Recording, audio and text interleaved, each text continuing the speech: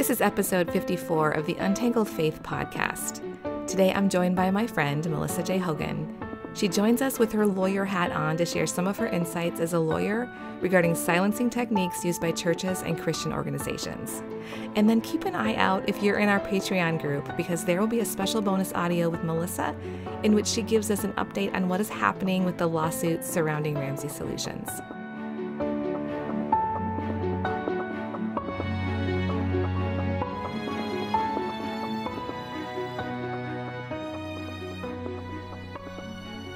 This is Amy Fritz, and you're listening to Untangled Faith, a podcast for anyone who has found themselves confused or disillusioned in their faith journey.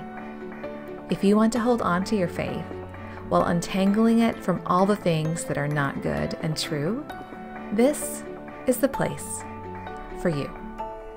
Hey guys, before we get into this episode, I want to give this disclaimer. Melissa is not acting as your attorney in this episode. This is for informational purposes only. Please consult an attorney if you have any questions about your specific situation. Here's my conversation with Melissa. So for my listeners that have been listening for a while, they will recognize my guest today. Melissa Hogan has been on the podcast several times. But today she's coming as not just as somebody that has experienced hard things related to faith communities, but as somebody who has legal expertise as a lawyer. And one reason why we're excited to have this conversation is because there has been a bit of buzz. Just a bit. A bit of buzz on social media about NDAs. And I'm not even sure how to say what it is, because there's a bit of wordsmithing going on about whether churches, organizations, faith organizations use NDAs. They may call them something else, a severance agreement, community covenant. But for the purposes of this conversation, I want to talk about it as any sort of agreement that, like an employer or somebody with power, like a pastor, leader, or ministry leader, would ask somebody with less power to sort of give up their right to speak about their personal experience or what they have seen. Whether that organization would consider it a legal document or not. But often there is a trading of silence for severance. That's a good one right there. Yeah. I mean, sometimes severance isn't even part of the picture. Maybe it's at the beginning of a experience or relationship with an organization where somebody signs away their right to speak about it. But we want to talk about this because Melissa's seen this in several different areas in her experience as a lawyer. So I would love for you to tell us, Melissa, why are you okay with speaking about this? What is your background? Why are you excited to have this conversation? Sure. So, as a lot of people know, we're friends in real life and have walked through a lot of situations related to types of silencing. But the reason why I care about it a lot, first and foremost, is because of my faith and because of my love for Jesus and the fact that God calls us to walk in the light. You know, seeing a lot of things that try to have darkness in the world, that is upsetting to me and antithetical to my faith. So my faith, first and foremost, but also I've been a lawyer for almost 25 years.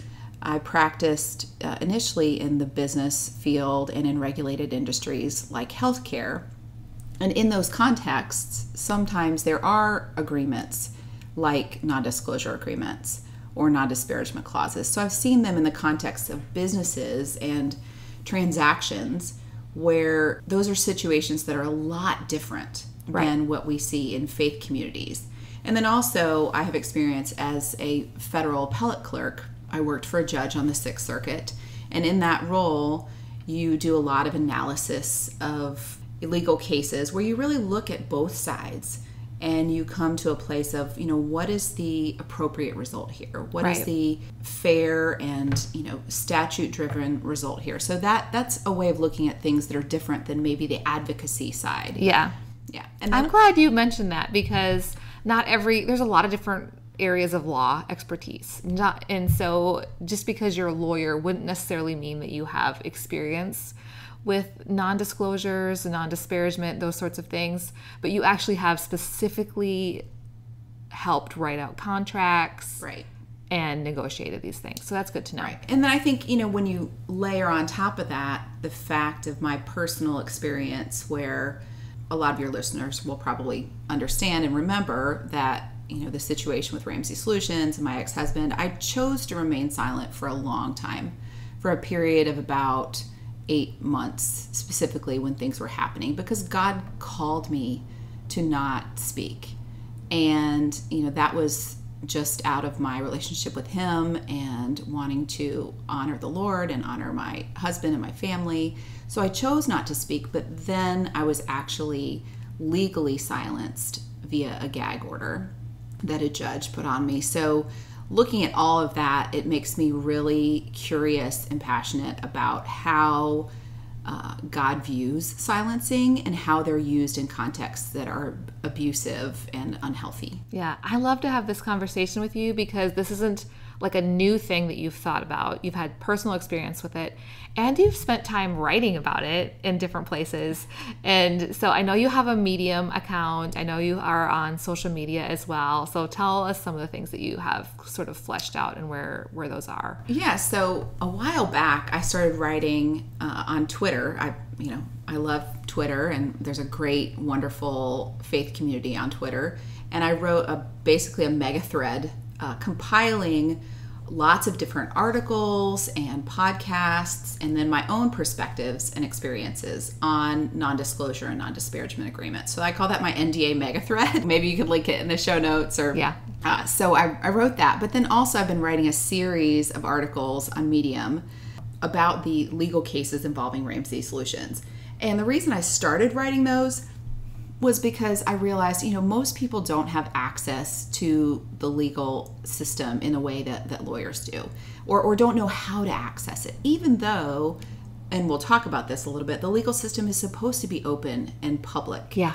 And so I wanted to be able to put things out there where people could access them in a way that really was accessible and public, but also there was a running theme through my own experience, obviously, and then through all of these cases of silencing, of ways to silence. And so knowing and my own perspective that that's not what God calls us to in living in the light, I wanted to highlight that, and then thus it ended up in this conversation. Yes, and it's sort of a Cliff's Notes, right? What's so funny is my husband was telling me, and if you're listening to this in real time, there's a lot, people are interested in the legal world right now because of what's happening with our former president. Right. And documents being out there in the world. And so lots of people are like, oh, this is where those legal documents, this is where public legal documents say, are crashing. Pacer. Yes, Pacer. They're crashing the Pacer site. Some people probably think you have to be a lawyer to have access to certain things. And that's the case in some ways. And it does cost money to access certain databases. Is that right? Yes, some it does cost money. Pacer now has, if you don't spend a certain amount, then they forgive it each quarter. Yeah. I've now learned, because I used to have to pay each quarter. But then also, especially some of the local sites, local courts, it's either money you have to pay, which can get really expensive quickly, but also some of it is just knowledge. Like, how do you access that, and who do you call, and how do you find those cases? Yeah. Even though they may be public and they may be free. Yeah. But some of the cases I wrote about in Ramsey, I had to pay money to access a lot of those records, but they're, in theory, public still. Yeah, and before you, there is generally some sort of a headline out there on like the Pacer site that says that this is what it's about, right? Like the title of what the documents are. And sometimes if people download those, then they'll upload them to Court Listener. Yes. Which is free, I think. Yes. But when I see a headline of a case that is interesting to me, I often will be like, Melissa, what does this mean? I don't know. Because so while you might be able to access it freely without being a lawyer, you don't always know like what all these terms mean. What is happening with the case? So I love that you can bring that to this conversation as we're talking about secrecy, silencing, and sometimes something will look nefarious until you talk to a lawyer and I'm like, oh, well, here's what's really happening there. Or sometimes something will look mild and inconsequential, and a lawyer will go, this is a really big deal. Yeah, look at the footnote there. Right. There's something going on there that is really interesting. So I would say there's going to be arguments on both sides that say, you know, if I'm running a ministry, I want to protect some knowledge. I want to protect people. I'm getting a lot of sensitive information. If I am in clergy and talking with people, having access to financial things with giving. So let's talk about how does this work? What are your thoughts about all of the things? Where do you want to start with a conversation about secrecy when it comes to faith organizations? So there's really two competing concepts. I like to think of it as sunshine versus silencing. So sunshine laws, people may have heard of the concept of sunshine laws, and they are generally laws that require transparency and disclosure, whether it's most often applied to governmental organizations, but also to certain businesses. And like I said, I had experience in highly regulated industries, specifically healthcare, and they are often subject to sunshine laws. So what they do, they make meetings, records, votes, deliberations, or other types of records or meetings and things public, and they allow public participation. They require advance notice of certain meetings. So when you think about your school board meetings or your governmental meetings or your state legislature, there are generally sunshine laws or regulations or policies and procedures that require that to be open to the public and the public to participate. So the reason that sunshine laws exist is to compel things to be conducted in an open and ethical manner. It's to help prevent fraud and corruption and inequality, frankly, or access to that information. So, you know, when you have transparency, more people can look at what's happening and investigate it, and it allows the public to bear witness. And so there generally should be few exceptions to things that are under sunshine laws or sunshine regulations. And generally, like I said, those apply to governmental organizations and non-governmental and highly regulated. So for example, it's not been that long since there was a law that required physicians to disclose, or pharma to disclose, payments to physicians. Mm-hmm. So people could see, you know, are there physicians that are receiving inordinate amounts of money from industries that could influence them? Another sunshine law is known as FOIA, or the Freedom of Information Act, and that allows people to get records from the federal government, or there's a lot of state FOIAs too, in order to see what's going on. But also another way that sunshine is supported are things like whistleblowing statutes. Mm-hmm. So whistleblowers are then protected from repercussions from them speaking up, and that allows more sunshine in. And another way is to protect the sources of journalists, so they can get these sources and whistleblowers and speak it out to the public without being silenced by the subject of their investigation. So that's sunshine on one side. Yeah. And if people have read anything I've written, they'll know that one of my favorite quotes is from Justice Brandeis that was on the Supreme Court. He, has passed away now. And one of his quotes is, "Sunshine is said to be the best of disinfectants." And what is meant by that is, why do you need a disinfectant? Because you've got some kind of infection, right? Some kind of bad stuff. And that is like the corruption that can happen in the government. It can happen in an organization. It can happen in a person's heart. Right. And, the first lie is to yourself. And so sunshine, exposing it to the light, is how you start to disinfect that corruption and infection from happening. So the opposite of sunshine is silencing. And, darkness. And the hard part is, like in that quote, that is what allows that infection or corruption to continue and to get worse and worse and worse. Right. So I want to talk about silencing, but before we get to silencing, I'm going to say, if I were a leader of an organization that has found benefit from using some sort of manner to silence people. I don't think of it as silencing. I think of it as protecting confidentiality.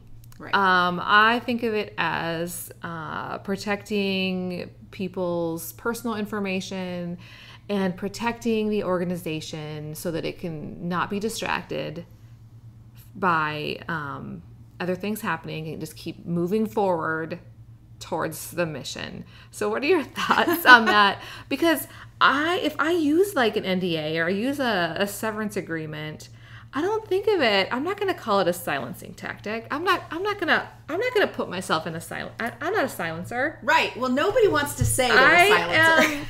How do I protect confidential information without being in that like darkness category? Right. Well, I think for me that comes into really how I define silencing strategies. Okay. So there is this middle ground. So when I say silencing strategies, I define it in this way.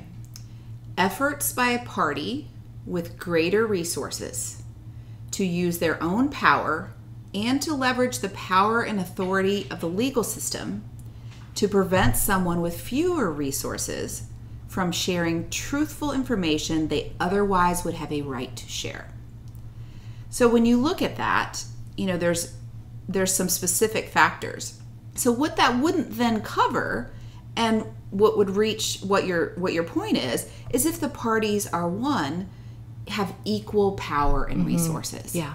So like in the business situations that I was in, these were pretty equivalent. They both had legal counsel. They were engaging in arm's length negotiations, which for people who don't understand that means, they weren't being influenced by power and other repercussions. They were making a fair transaction, and they had an equal interest in the silence that they were negotiating. Yeah. So they were trying to do a deal that, kept the value of the organization or kept the reputation and what they were, doing a transaction for. So in your circumstance, an employer and an employee, if only one party has an interest in the silence and the other party doesn't, that's unequal. And so that party would then tend to try to use their influence to silence the other party. But I have heard like ministers, pastors, leaders of organizations say, but really this is to protect them as well because no one gets to talk about it. This is saying nobody's going to say anything bad about anyone. No one's going to speak about the situation. What are your thoughts on that? Well, yeah, that gets into something, a feature that we often see in efforts to silence people. And I would call that more of an obfuscation, that they're trying to say we're being paternalistic and we're trying to protect them. Well, if that person isn't saying I want that protection, you can't really say that that's true. And, sometimes there's also a third party interest in the transparency. In some cases, both parties may want to cover up what's going on or they come to an agreement, but there might be a third party interest in that being transparent, like in court records. Where the public should be able to see what's happening. But when you mention confidentiality, yes, there are things that should be confidential. And when you are dealing with a situation like that, the most appropriate thing is to identify exactly what that is. So be specific about it. Be specific and the rationale behind it. So, in the definition that I created for silencing strategies, at the end it was, well, here, let's go through the parts of the definition. So again, going back to the definition, I said it's efforts by a party with greater resources to use their own power and or to leverage the power and authority of the legal system to prevent someone with fewer resources from sharing truthful information they otherwise would have a right to share. So at the beginning there, a party with greater resources. That can be their power, their influence, whether that's influence in the community, spiritual influence, greater financial resources, almost certainly in the case of an organization or an employer or a church, they often have more power and influence than an individual. I see that happen where the timing, well, can you talk about mergers and acquisitions that you are a part of? There is not like one party is blindsided into all of a sudden somebody's handing them something that they have to figure out if they're going to sign it right then, right, or it's all over. And so I think that's the difference here, is that in a lot of these situations that I've seen in regard to churches and ministries, is that these sorts of agreements are used when somebody is being terminated, and they don't necessarily have any heads up that they're going to be terminated. Right. So they're brought into an office, told their job and their income is ending sometimes immediately, and their benefits immediately, and then they kind of frame it as, but here's what we want to offer you this gift. If you were to sign this agreement, you will have so much more severance. Your insurance will last a certain amount of time. A certain amount of money is going to come in for a certain amount of time. So power may have to do with like the timing of a situation, and knowing, having time to even process what's happening. Well, and here are some patterns that I see if silencing is being used in an unhealthy way. There are generally 3 things that you might see. And the first is an ambush. I call this the pattern of AOL. Okay. You might see an ambush. So that's like firing an employee who at one point they had an income, they had health insurance, and all of a sudden they don't. And they say, we're going to be really generous, and here's a severance for you, and here's the agreement you have to sign for a severance.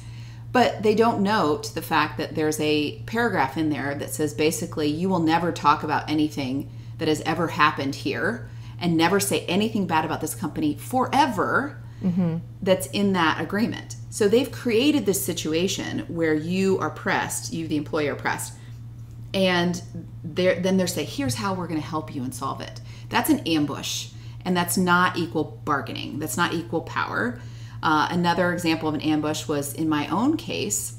I went into a hearing in my divorce on parenting time, and was ambushed by the attorney for my ex-husband, who was apparently in league with Ramsey Solutions, and starts into a diatribe about me and says, we want a gag order, or we want to put a protective order over this whole case. There was in legal cases, you would normally have to have a motion for that. You would have to file a motion, and then each party would be able to make arguments about that and present evidence. But that didn't happen at all. They just came in about a totally different topic. Wow. And said, we have 3 board members from Ramsey Solutions in the hallway prepared to testify. Yeah. And of course, my attorney and myself had to be really quick on our feet and go, wait a second, this is not up for the court's consideration. But then the court actually ended up putting it in place anyway. Without any motion or argument, just the argument of the lawyer. So that's the type of ambush. So that's the A in AOL. Yeah. The O, obfuscation, which I already mentioned. It could be concealing information or lying about the reason for the silencing that they want, acting like it's a gift or a benefit for the party when really it's a loving gift. Right. When really you're trying to get their silence, you know. In my case, there was a lot of lying about the circumstances that they're trying to make the case for that gag order. So that's the O. And the L is leverage. They're trying to leverage their power and influence. So in that circumstance, they might attempt to use friends or other influencers to press their case about the silence. Some examples of that. If you remember when Dave Ramsey sent the letter to Bob Smetana after his article, and he said, I've sent this to influential pastors in the area. Yeah. And it was copied and asked for employees to call him or email him. A similar example is, people being blacklisted. So in the Harvey Weinstein sexual abuse case in Hollywood, part of the leverage he was using was, you won't ever be able to get a job here. Yeah. And similar to that was when the CTO of Ramsey called your husband's and a couple other gentlemen's new employer. Yeah. And said, if they are going to do this to us, they're going to do it to you. So it's using that leverage. So an ambush, obfuscation, and leverage are usually the circumstances you would see in a way that's using silencing in an unhealthy way. That does illuminate the power dynamic at play there, because like the employee or the member has no idea it's coming. Right. So they wouldn't be able to, I mean, all of a sudden they're in a situation where they have to think quickly about something that they have no information, like no like background to even understand. And so in thinking about that leverage issue, in using this definition of silencing strategies, it's, they could either implicitly or explicitly use the legal system. So things like a cease and desist letter that you received and friends of ours received. Although it did not say cease or desist. Right. But it's that you better stop doing whatever this was. It wasn't anything, but it's, that wasn't through, and a lot of people don't even understand that a letter like that is not actually a court case. It's not actually anything in court. It's like, I'm going to sue you if you don't do it's that we might do something to you. We don't like what you're doing. We want you to stop.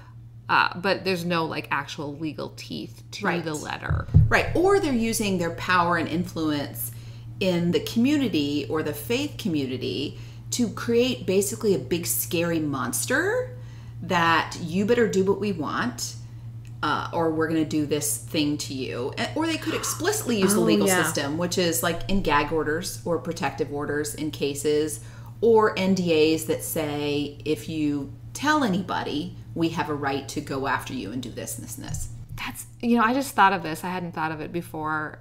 I don't know why.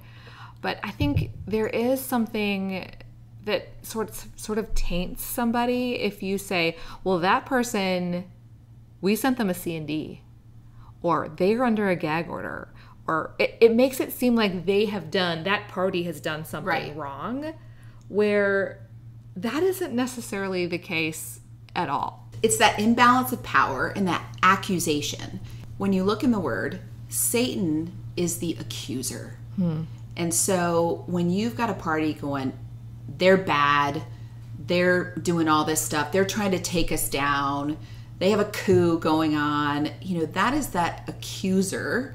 And that's that feeling that, have I done something wrong? And you really have to slough that off and stand firm in the Lord when all you're trying to do is to speak the truth and to expose things that are not of him. I'm going to play devil's advocate here, just using some examples that I have heard in having some interactions with some pastors where they said, we never intended to enforce it, or this person never actually signed it. We weren't going to do anything with it.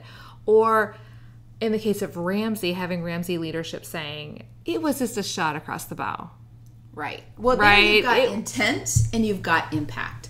And in the compassion of Jesus, what we should care about is our impact on people. Because if we're trying to show them who Jesus is and what that love looks like, if we do something that we think is just normal, but ends up being harmful to someone else, we should care about that. Now maybe there's not legal responsibility, but we should at least care. Yeah. So to say, we didn't intend for them to take it that way. So let's look at that situation, an example of a church that uses an NDA that says you can't speak about anything that's happened here forever. And they go, well, that was just in a form that our lawyer gave us, and we would have never. Or our third-party organization that does our payroll for us. But meanwhile, the impact on that person who has signed this agreement because they needed that $5,000 in severance, they look at this and say, well, I'm legally obligated here. Maybe they took it to a lawyer, and the lawyer's like, yeah, you're not allowed to talk about anything that happened here. I don't care how bad it was or what you. So, that impact is harmful on that person, and they believe that of course a legal document would be enforced against them because that's how it works. Otherwise, why would you have someone sign it? Right. So for an organization to say, well, we didn't intend that, maybe they didn't. But really the biblical response would be, man, I got to own that. We put that in the agreement. We're responsible for what's in that agreement, even if we didn't, draft it, didn't intend. We're responsible for that. And you know what? We release you from that. Yeah. And that's never what we intended. You can speak about anything. And in fact, if you have things that are negative that happened, we want you to speak about those because we want to be an organization that is transparent and is in the light. And we want to remedy any harms that we've been a part of so that we can be refined to be a light for Jesus. That sounds like a dream. I mean, it sounds like an impossible dream that would happen. Yeah, sometimes I think it is. So you've gone through some of those elements of your silencing strategies. We've talked about the power, the implicit and explicit threats. What other elements are there that we haven't gone through? We talked about leverage and what that might look like. And then looking at someone with lesser resources. So by resources, again, I mean whether that's lesser power, influence, in the community or spiritually, lesser financial resources. And that's often what it comes down to, is that the other party has greater influence, people, financial resources, and the other person does not. Now, let's say you have a very wealthy, well-connected, financially resourced, and legally resourced congregant. That might be a different story. Yeah. But that is the very, very rare exception because, I'm a lawyer. I have legal knowledge. But if I'm in a situation with someone with much greater wealth and influence and spiritual authority, or that they purport to have spiritual authority, there's still an imbalance of power there. So that's what I mean by someone with lesser overall resources. And then it's from sharing truthful information. So people should always have the freedom to share truthful information. And the guard against that is the law against slander. You can sue somebody for slander. It's not a crime. Right. So it's not a crime, but you can sue someone and slander, people misuse that term all the time in faith communities. Slander is false information. Right. So to speak something negative about someone is not slander, unless it is false. So saying something negative, saying your opinion about someone is not slander. Saying your experience with them, truthful things, none of that is slander, no matter how bad it makes them look. In fact, I would argue that stuff should be public. Yeah. Because if it's bad stuff they've done or impacts on other people, people should know that and have a right to know that. Yeah. As long as it's truthful. Yeah, so a church or an organization would not need to have somebody sign some document to keep that person from saying something that is untrue that would harm the organization, because there are laws that already exist that protect against that. Correct. And the last part is that they otherwise would have a right to share. So people generally, because of the First Amendment, that relates to government though, so people often think, First Amendment right. Well, that's the government can't stop you from sharing it. But people generally have a right to share truthful information. Now, we can talk about the wisdom. Like I said, I remained silent for about 8 months because God was calling me to remain silent. So we can talk about the wisdom. Now, it's hard to judge somebody else because you don't know what their situation is about whether they speak up or not. So I try to be deferential about when people choose to speak up or not speak up. But whether they have a right to speak up, they don't have that right in certain circumstances that are specifically prescribed. Because like we said, there should be narrow exceptions to things being in the light. And that's like privileged information.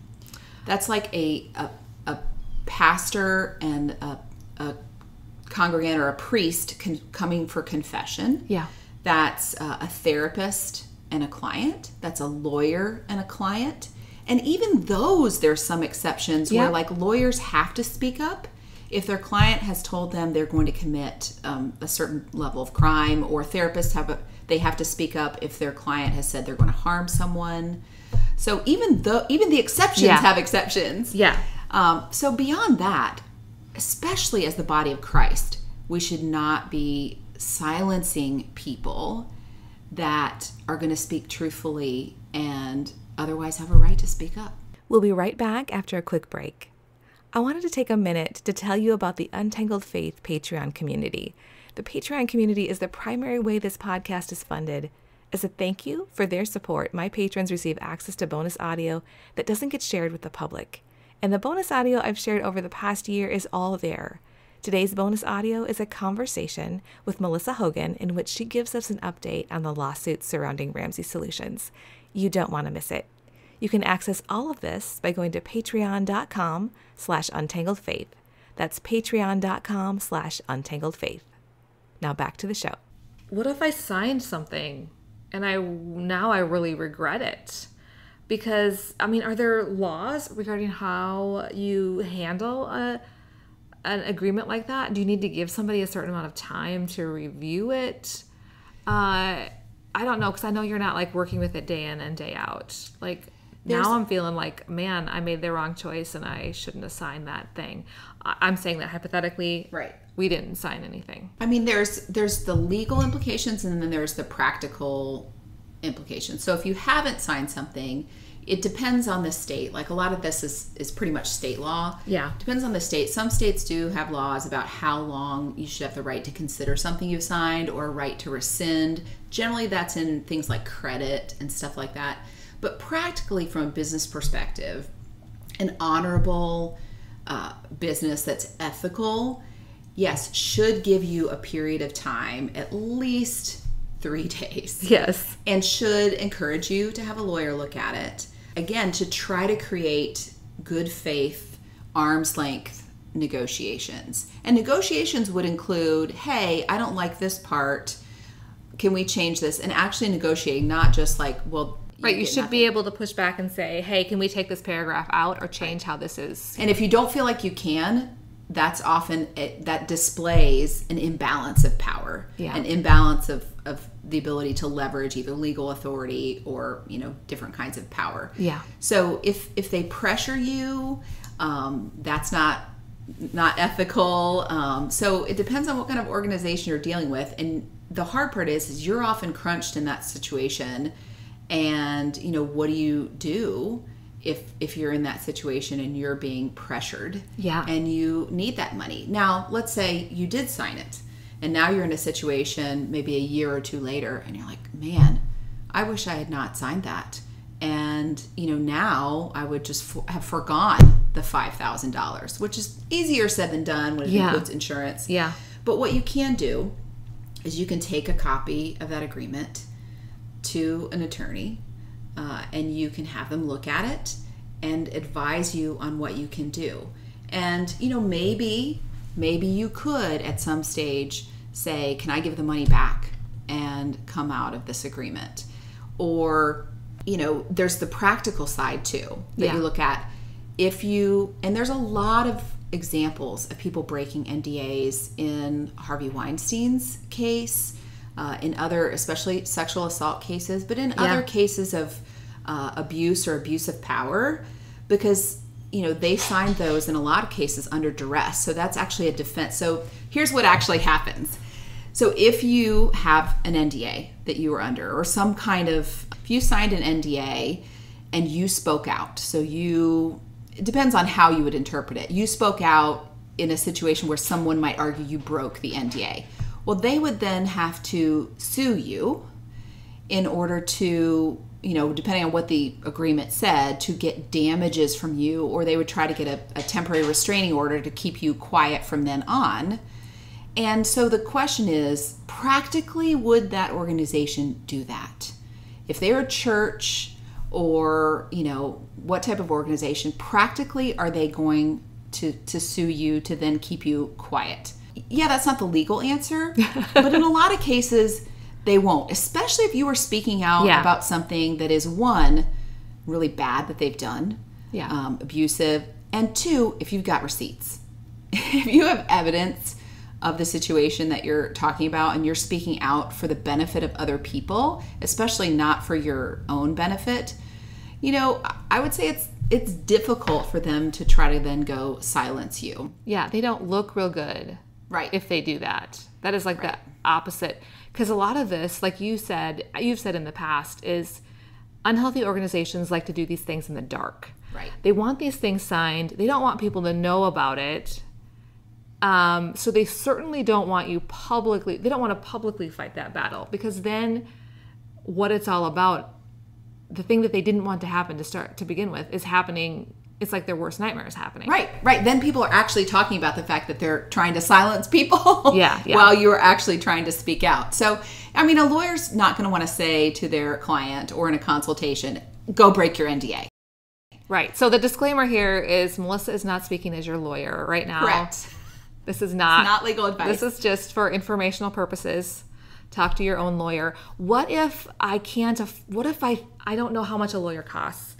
I don't even know if I can have a consult. Tell me how expensive is for if I wanted to have somebody read over and give me some thoughts on my NDA. Is that going to be really expensive? It depends. If you know somebody who's a lawyer, or if somebody does offer a free consultation, they often won't look at the agreement itself and give you advice. But even just an hour of a lawyer's time, it's not even going to take an hour, especially if it's a lawyer that may have dealt with these kinds of situations or who specializes in speaking out or whistleblowing. So you'd want to look for lawyers who specialize in whistleblowing, speaking out about abuse situations, if that's what you're wanting to speak out about. And so they'll know the law off the top of their head about how this works. Now, they may not know the law for your state or the state that covers that agreement. Your best bet would be to go to somebody that has some like current ongoing like interaction with understanding how NDAs work, silencing agreements, whatever severance agreements are. And that way it would not be a big deal for them. They wouldn't have to do a lot of research to figure out what are the laws. Right. Because I've seen offers of lawyers that don't actually charge anybody anything for that like 1 hour conversation. Now, not everybody is able to do that, and they probably have only a certain amount of time available in their life to do that. But also, there are people available out there to help. Yes. That help say, I would love to help subsidize a retainer or the first couple hours of your conversation, billable hours of whatever conversation. Yeah, I've seen that. I've seen that. And my philosophy as a lawyer may be different from other lawyers. My philosophy is I want to tell my client or the listeners, here are the risks. Here's the situation you're in. Here's, kind of how the law works in that situation. And here's the legal, financial, and actual risks of making this choice to do X or to do Y. Right. I'm not here to tell people, here's what you should and shouldn't do. Like a good therapist. Right. I say, here's the risk. You have to make the decision considering your own life. I mean, I might make a recommendation depending on the facts of a certain situation, but in the end, the client has to make the choice. And some people, they're absolutely willing to take that risk in order to speak out. How averse you are to risk will probably indicate what comes next. Right. And your tolerance for risk is going to depend on the stage of life you're into, like where your emotional, physical, spiritual health is at the time. And it may also depend on other things that have come out about that party. So by the time people were speaking up about Harvey Weinstein, by the time there were a couple people that said, hey, I was under an NDA and I'm now speaking out, there is power in numbers. Yeah. And so what you see is the more people who have the ability to say, this is the pattern I experienced, and that pattern holds true over person after person after person, there becomes a tidal wave wherein people say, you know what, I'm going to take those risks because we're going to take those risks together. Yeah. How do you find each other if you're under an NDA? That's a good question. The internet is a great place. There are themes, whether someone has been silenced by an NDA, by a faith community, or a powerful Hollywood person like Harvey Weinstein, whether they've been silenced through a gag order or, a protective order, there are communities that are talking about this issue. We talk about this issue on Twitter all the time. Yeah. You can find, like I said, my NDA mega thread connects to a lot of different people who are writing about it or speaking about it. And, the issues really are the same, no matter who the party is. I wonder if there are lawyers out there that at a certain point they're getting a certain number of interactions with people from the same place. Yeah.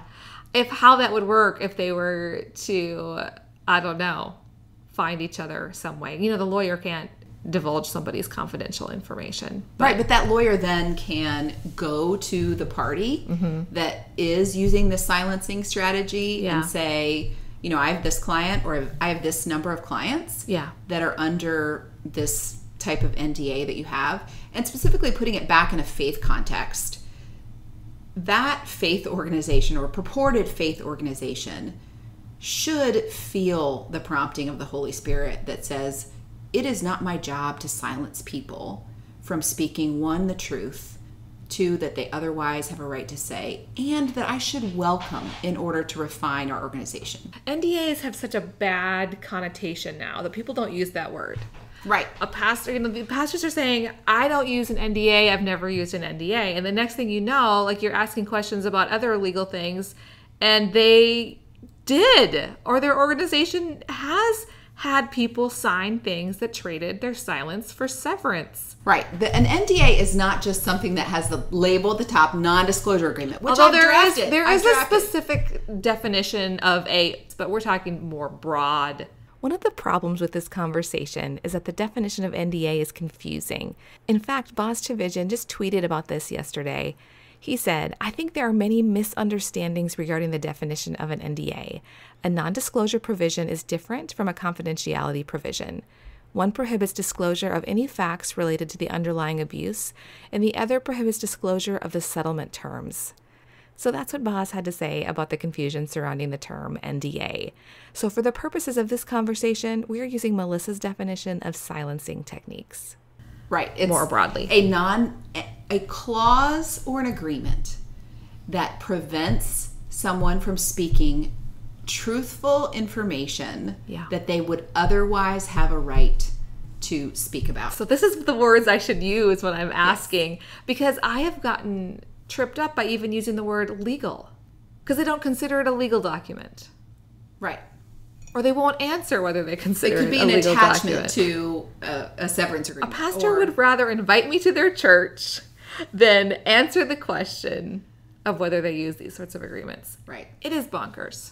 Yeah. I mean, the things that people don't have a right to speak of, you can be specific about those in an agreement. Yeah. To the extent that you're not specific. Yes. That is, that feels to the person less powerful. That's a power move, because then you have the power to say, well, I didn't mean that. Yeah. And, I can make an exception for you about this.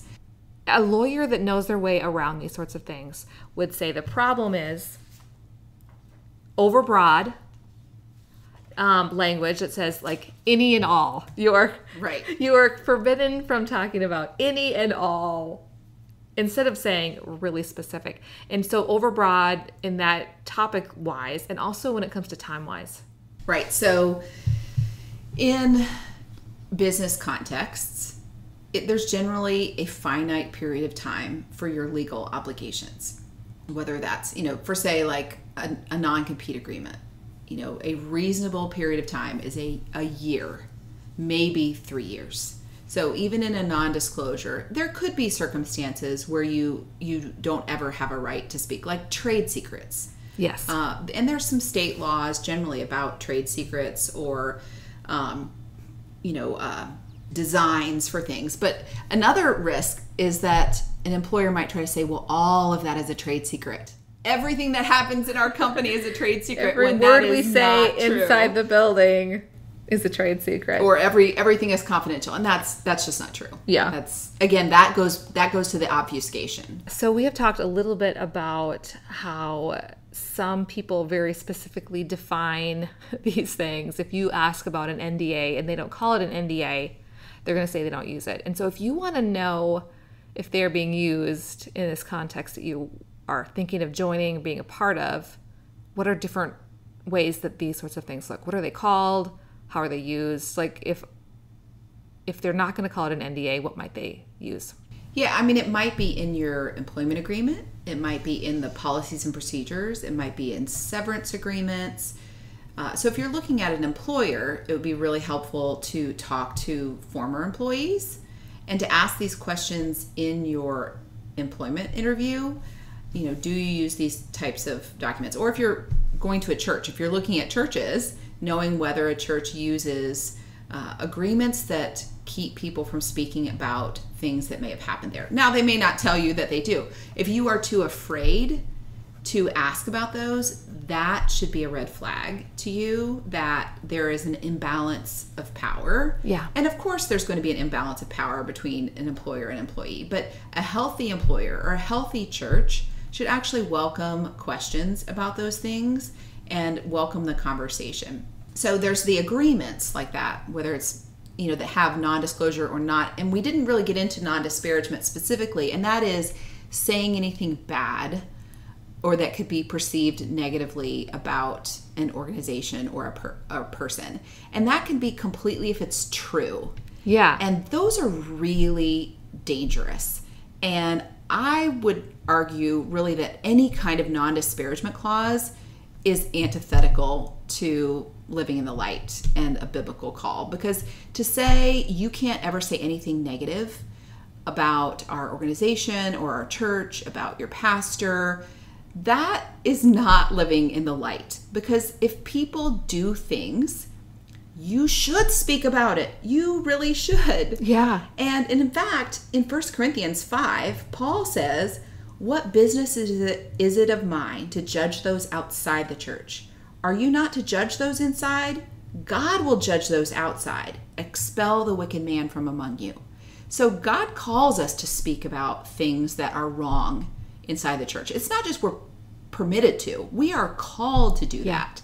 So if you're in a situation where they're saying you shouldn't disparage, that is inconsistent with the Bible that I read. And it's not just complaining. We're talking about, it's not just a difference of opinion. We're talking about, or like, I don't like so-and-so. It is like, this experience happened. It is harmful. I mean, you wouldn't need to like share every time you didn't like something. Well, and that's, that calls into the weaponization, both of, protecting the image of the church, but also the use of gossip. Oh, yeah. And so if an organization or a pastor or a church is and generally it's only happening in faith communities. Healthy businesses are not talking to their employees about gossip. They just aren't. So if they're weaponizing gossip to say they're harping on the issue of gossip, that's often used to keep people silent about things that are wrong. Yeah. And really, we should feel our own conviction from the Holy Spirit about what gossip is. And it's generally untruthful information, and it's information being shared to show that you're in the know, not for any other purpose. If you're sharing that information for an actual purpose, to warn other people, to inform other people of things that are wrong, to hold people accountable, to refine the church, not gossip. Yeah, yeah. And I mean, maybe someday we can talk about the fact that there actually are rights that are protected for employees to be able to talk to their coworkers about their working conditions. Yes, the EEOC has some great guidance. That's the Equal Employment Opportunity Commission, has some great guidance about the things you're allowed to talk about as an employee, and also the things that employers are not supposed to talk to you about. So employers are not supposed to ask about your marital status, whether your spouse works. They're not supposed to ask about your sexual orientation. Mm-hmm. And so for employers to weasel their way around those things is, one, generally not legal. Yeah. And two, certainly not ethical. But, along with non-disparagement and non-disclosure agreements, I've mentioned a little bit gag orders. Mm-hmm. And that is generally when a party uses the legal system to prevent people from speaking. And obviously that's what happened to me. So then in that, again, situation where I was completely not expecting it at all, then for the next 7 months, I couldn't talk to my family members. I couldn't talk to my friends. I couldn't talk to you. Right. And up until then, I hadn't really told you hardly anything of what was going on. Right. And I then couldn't tell you, here's what's happening. And, that can be really harmful. That is often used to isolate people. Yeah. That can be very harmful emotionally. That's certainly not living in the light to say we're going to gag you and keep you from speaking about things that are truthful that you'd otherwise have a right to speak about. And it's often used to break people down, to keep people from talking and finding community and support. It's often used in cases, it was used in the Larry Nassar case, I believe, early on. There was a gag order on the sexual abuse survivors. So you'll see these situations that there's a pattern in how this stuff is used. Another that seems more innocuous are protective orders. And that's the theme that I saw in all the Ramsey cases, was using, essentially sealing a case so the public can't have eyes on things that are happening either in the case, so things you file, or, there's some legitimacy in the fact that in a high profile case, having it where the parties can't share everything they're learning in discovery. So there's an exchange of what's called discovery of information, and that's not filed in the court filing. That's exchanged. And, often there is a protective order over discovery because you haven't got, you shouldn't always get to try something in the public opinion or, in the public sphere that's not yet been tried in court. Yeah, that makes sense. But then where a protective order comes in is if I'm making this motion and I have to attach some of that in order to support my motion for what's happening in this case, then if a party goes, oh, no, we want to seal all that so people can't see that, that's generally not appropriate because the public should have a right to see what is happening and why a court comes to the conclusion that it does. And that's the whole aspect of public records and sunshine, is so people have a right to examine. Journalists have a right to examine and look at this and say, is this right? Is this consistent with other situations? Is something bad happening here? And put eyes on it. So a protective order covering all of that, and that's what I saw consistently in the Ramsey cases, are protective orders, not just over discovery, but over, most of the things and some of the filings that would have discovery, protective orders even where the client on the other side was not allowed to see it, that only the lawyers were allowed to see it. Wow. Which I would say it disempowers you from actually being able to participate in your own case. They tried to put a protective order in my divorce case when we subpoenaed documents from them. And it was the same. It was overly restrictive. Yeah, I remember that. I was there in that hearing. I went back and said, no, here's what we would agree to, and we never resolved it. So then it was never under the protective order. But I think some of the problems we're seeing is because the church has really been leaning on the business world for their cues on how to grow and how to operate. Maybe it goes back to Bill Hybels' the global leadership, their leadership summit.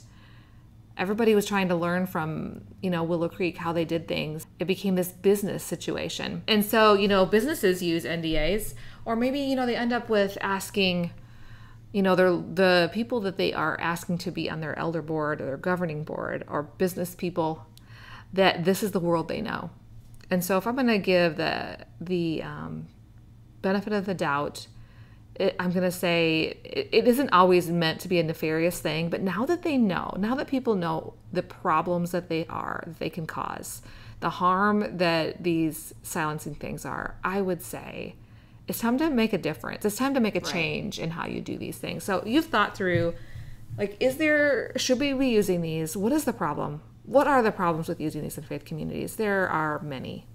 Yes, there are many. And speaking of the Global Leadership Summit, when we look at a situation and say, are they drawing more from the business world versus drawing from the Word and our call as believers in even from their description of the job of pastor? Yeah, that word cloud. Right. If the word cloud, somebody did a word cloud of the job advertisement for a new pastor at Willow Creek. And if you look at all of those and there's more characteristics of the business world than the fruit of the Spirit, that is a problem. Yeah. But especially, Jesus is called a light in the darkness. In Matthew, we're called to be the light of the world. 1 John, we're called to walk in the light. And so there's a unique problem with using silencing in faith communities over and above problems that might exist even in non-faith communities, like in Harvey Weinstein. It was bad enough there. Right. But over and above that, in faith communities, we look at, I draw from places like Psalm 82, 2-5. How long will you defend the unjust and show partiality to the wicked? Defend the cause of the weak and the fatherless. Maintain the rights of the poor and oppressed.